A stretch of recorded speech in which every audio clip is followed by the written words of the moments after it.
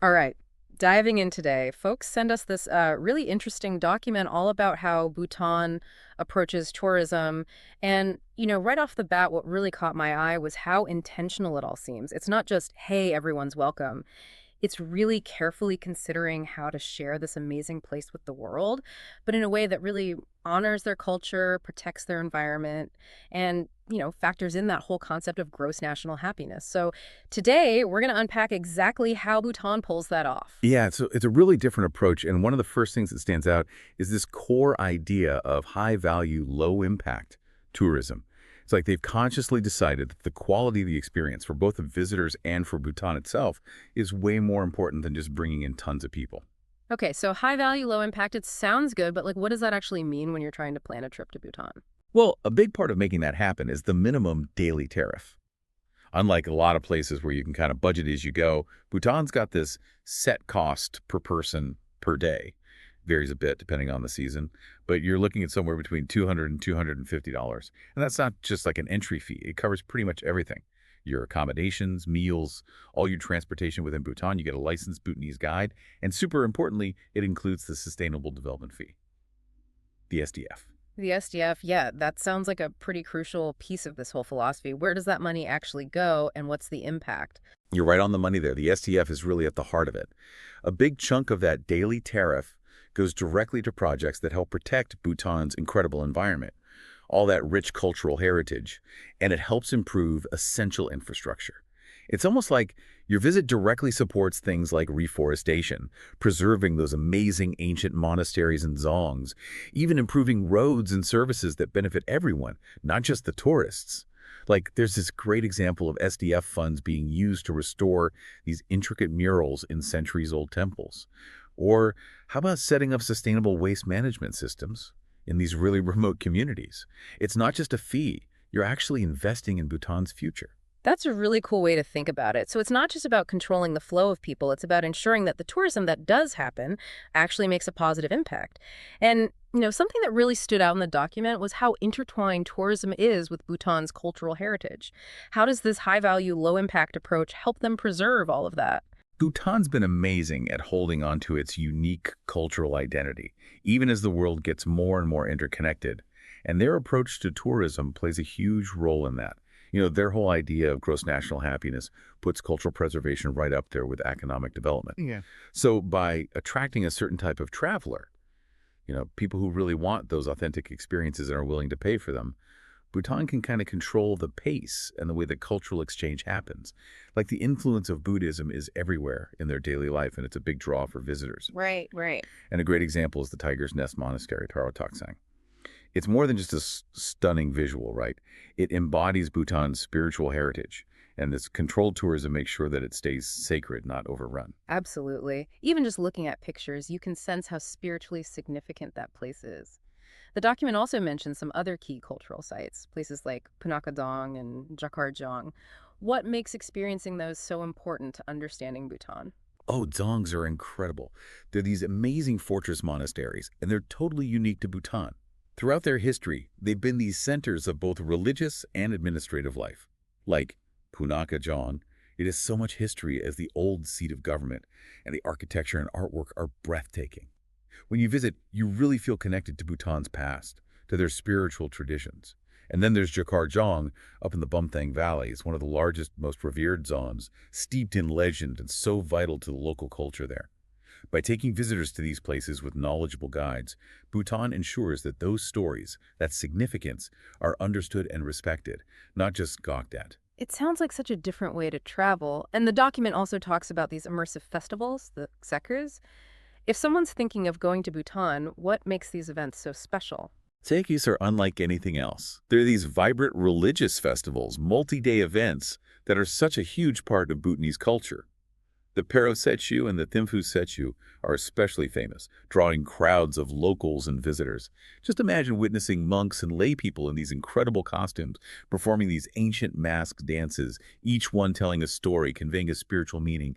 For visitors, it's a chance to see traditions that are centuries old come to life, and not in some staged way, but as a genuine expression of their faith and culture. And again, the way they manage tourism means that these sacred events stay authentic, not overwhelmed by crowds. It's like stepping into another world. And it seems like traditional arts and crafts are another big part of that cultural landscape. Absolutely. Things like their intricate weaving, thangka painting, it's so vibrant. And the incredible skill in their wood carving, these are highly valued in Bhutan. They're not just souvenirs to them, they're expressions of artistry of their traditions. When tourists buy these things, they're directly supporting local artisans, helping to keep these skills alive. They're often passed down through generations. So there's a direct economic connection, but it also reinforces the value of their culture. So we've talked about all these amazing cultural insights, but let's shift gears a bit and talk about the other side of Bhutan that draws people in, the incredible natural beauty and their commitment to ecotourism. You mentioned earlier how they're carbon negative. That's just remarkable. How does their tourism approach fit with such strong environmental goals? Bhutan's commitment to environmental sustainability is seriously impressive. Over 60% of their land is forest, which is why they're carbon negative. That's not just a statistic, it's a core part of how they approach everything, including tourism. The high-value, low-impact model is essential here. By limiting the number of tourists, they're directly reducing the strain on their fragile ecosystems. Plus, that SDF money we talked about, it actively funds conservation work, so tourism revenue helps protect their natural heritage.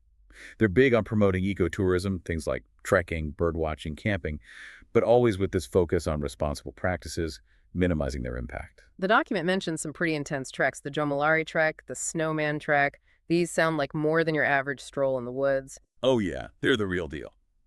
The Jomolari trek takes you up high, offering these incredible views of Mount Jomolari. You're immersed in those high-altitude landscapes.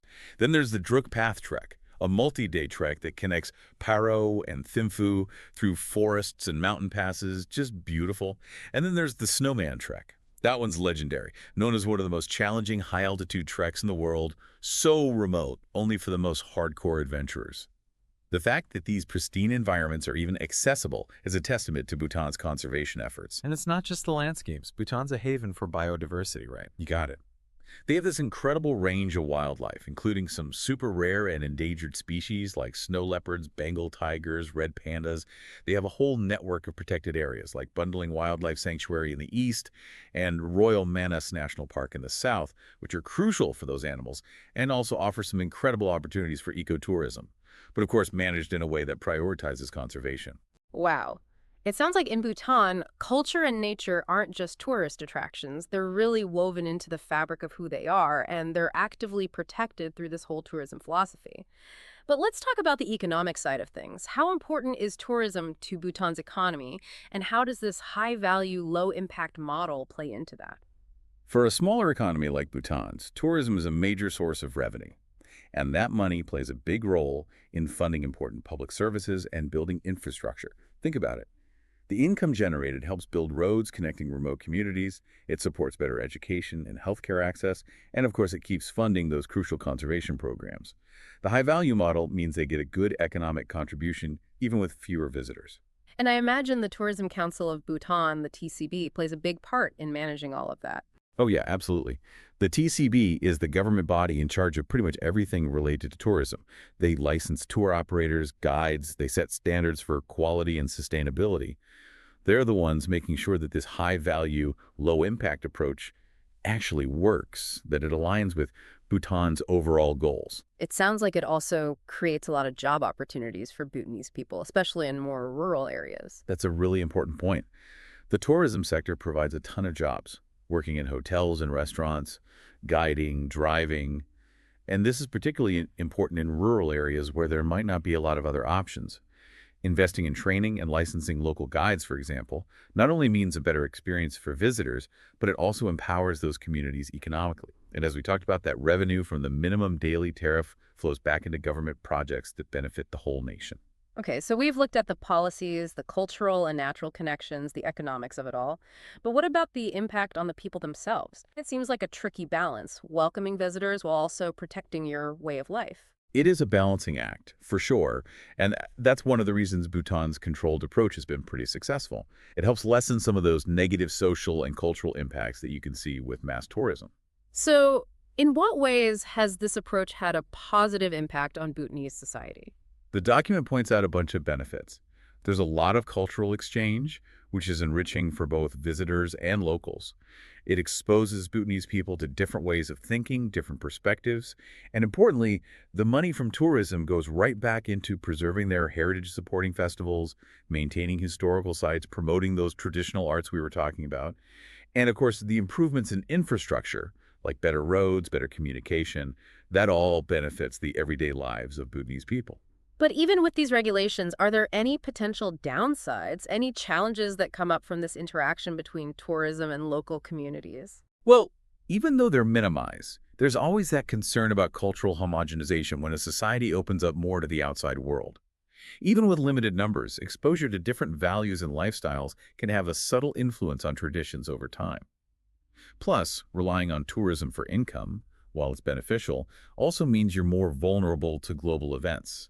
Like imagine what a downturn in international travel could do to the Bhutanese economy. Right, that makes sense. It's always a trade-off, trying to balance the economic benefits with those potential social and cultural shifts. Now, let's go back to Bhutan's carbon negative status for a second. How does their approach to tourism actually help them maintain that? Being sustainable is such a big part of Bhutan's identity, and it guides their approach to development in all areas, including tourism. That low-impact tourism policy is key. By intentionally keeping the number of visitors down, they reduce the carbon footprint associated with all that travel and activity. And of course, like we've said, a big chunk of the SDF goes toward environmental protection and sustainability projects. They also really stress responsible tourism for visitors, encouraging them to respect the environment and local customs. It really is a holistic approach. They've thought this through. So looking ahead, what are some of the big challenges and things they need to consider for the future of tourism in Bhutan? Seasonality is a big one. Most tourists go during specific times of year, which can lead to some overcrowding at popular spots and means that those economic benefits aren't spread evenly throughout the year. So they're always trying to find ways to encourage off-season travel without messing up the low-impact philosophy. There's also that constant challenge of developing the infrastructure they need to support tourism, but doing it in a way that protects their environment and their heritage.